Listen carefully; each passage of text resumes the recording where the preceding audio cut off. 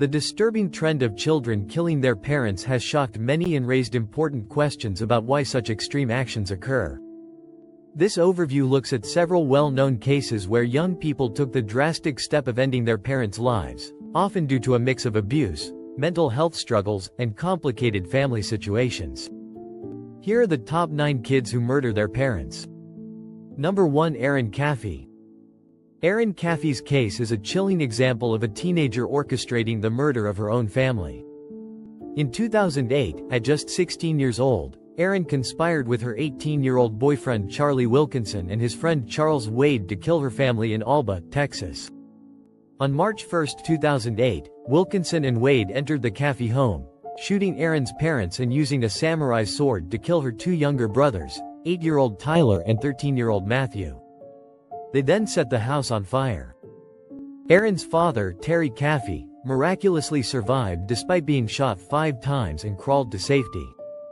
Initially thought to be a victim, Erin was soon revealed as the mastermind behind the plot, allegedly motivated by her parents' disapproval of her relationship with Wilkinson. All 4 perpetrators, including Erin, were arrested within 24 hours. Erin was sentenced to 2 life sentences plus 25 years, while Wilkinson and Wade received life without parole. Despite the horrific act, Terry Caffey has since forgiven his daughter and continues to visit her in prison. Number 2. Jacob Ind. Jacob Ind's case is a tragic example of alleged abuse leading to extreme violence. In December 1992, at age 15, Jacob Ind and his friend Gabriel Adams killed Ind's mother Pamela Jordan and stepfather Kermode Jordan in their Woodland Park, Colorado home. With Ind and Adams plotting for months before carrying out the killings using a .357 revolver and a knife. During his trial, Ind's older brother Charles corroborated the abuse allegations, testifying about sexual molestation by their stepfather. However, Ind was not allowed to testify about the abuse himself. He was convicted of 2 counts of first-degree murder and sentenced to life without parole. After years of legal battles, Ind was granted a new trial in 2017 based on ineffective counsel. In 2019, at age 40, he pleaded guilty to 2 counts of second-degree murder and was resentenced to 60 years in prison. Number 3. Elizabeth Haysom. Elizabeth Haysom's case is a notorious example of a young couple committing a brutal crime. In 1985, when Elizabeth was 20 years old and her boyfriend Jens Soering was 18, they orchestrated the murder of Elizabeth's parents, Derek and Nancy Haysom, in Bedford County, Virginia. The couple was found brutally stabbed to death in their home, with their throats slashed so severely they were nearly decapitated.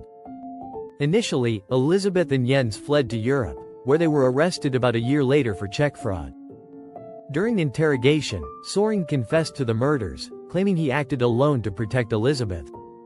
However, he later recanted his confession, stating he had falsely confessed to protect Elizabeth from the death penalty. At trial, Elizabeth pleaded guilty to being an accessory before the fact to the murders and was sentenced to 90 years in prison. Soering, despite maintaining his innocence, was convicted of 2 counts of first-degree murder and sentenced to 2 life terms. After serving over 30 years in prison, both Elizabeth and Soering were granted parole in 2019 and deported to their respective home countries of Canada and Germany. Number 4. Gregory Ramos. Gregory Ramos, a 15-year-old from DeBary, Florida, shocked the nation when he confessed to killing his mother, Gail Clevenger, in November 2018 over an argument about his poor grades.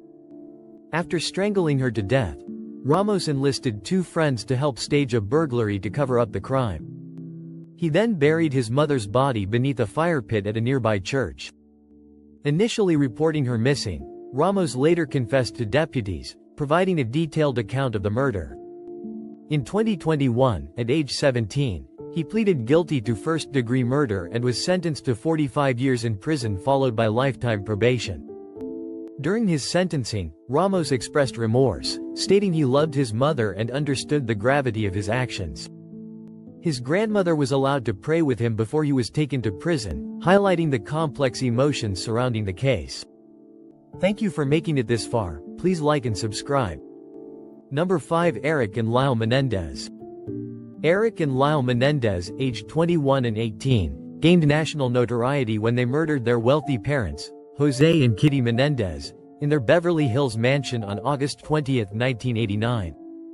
Using shotguns, the brothers killed their parents in a brutal attack, initially claiming to have discovered the bodies upon returning from a movie.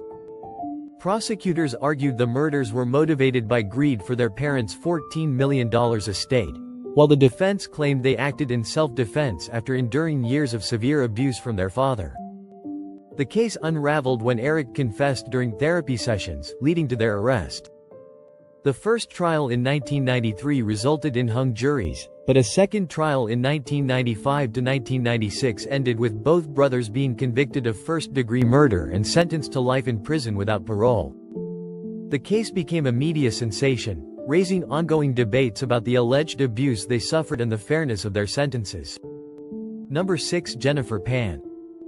Jennifer Pan's case shocked Canada in 2010 when the 24-year-old orchestrated a hit on her own parents. On November 8, 2010, 3 hitmen entered the Pan family home in Markham, Ontario, shooting both of Jennifer's parents. Her mother, Bij Ha Pan, was killed instantly, while her father, Wei Han Pan, miraculously survived despite being shot in the face. Initially, Jennifer claimed to be a victim of a home invasion, but police soon uncovered her involvement. She had hired the hitmen with help from her boyfriend, Daniel Wong, allegedly motivated by her parents' strict control over her life and the discovery of her years-long web of lies about her education and accomplishments. Jennifer had fabricated her high school graduation, university attendance, and even volunteer work to please her parents. When the truth came out, she felt trapped and resorted to this extreme measure. In 2014, Jennifer Pan was convicted of first-degree murder and attempted murder, receiving a life sentence with no chance of parole for 25 years.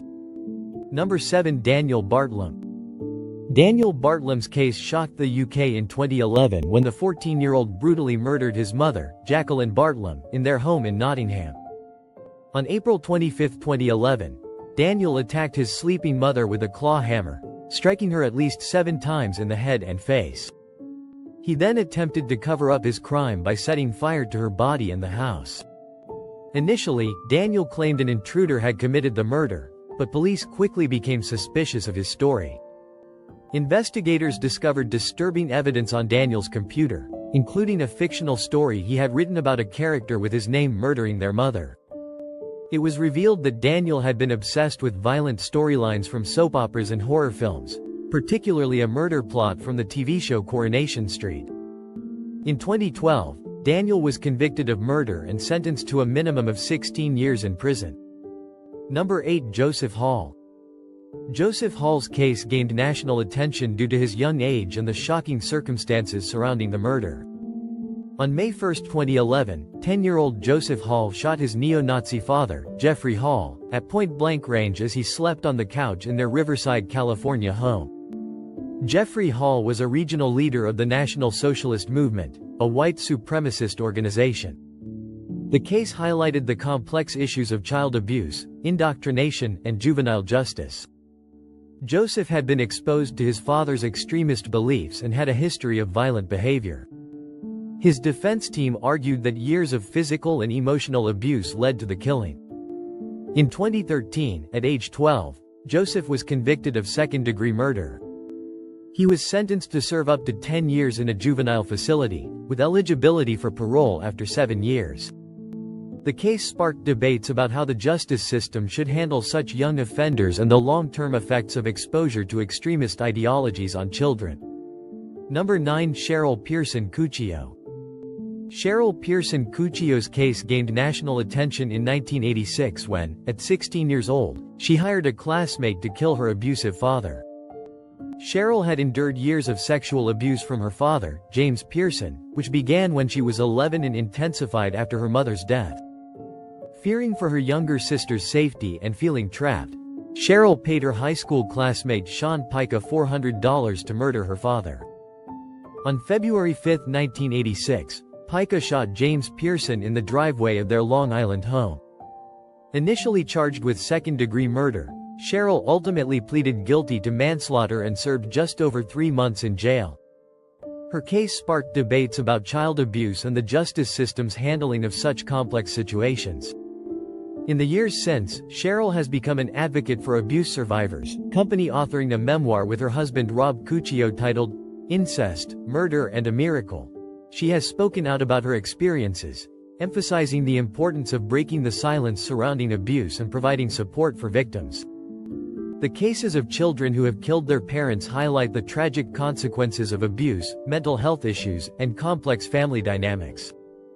As we reflect on these stories, it is crucial to recognize the importance of support systems and early intervention to prevent such devastating outcomes in the future.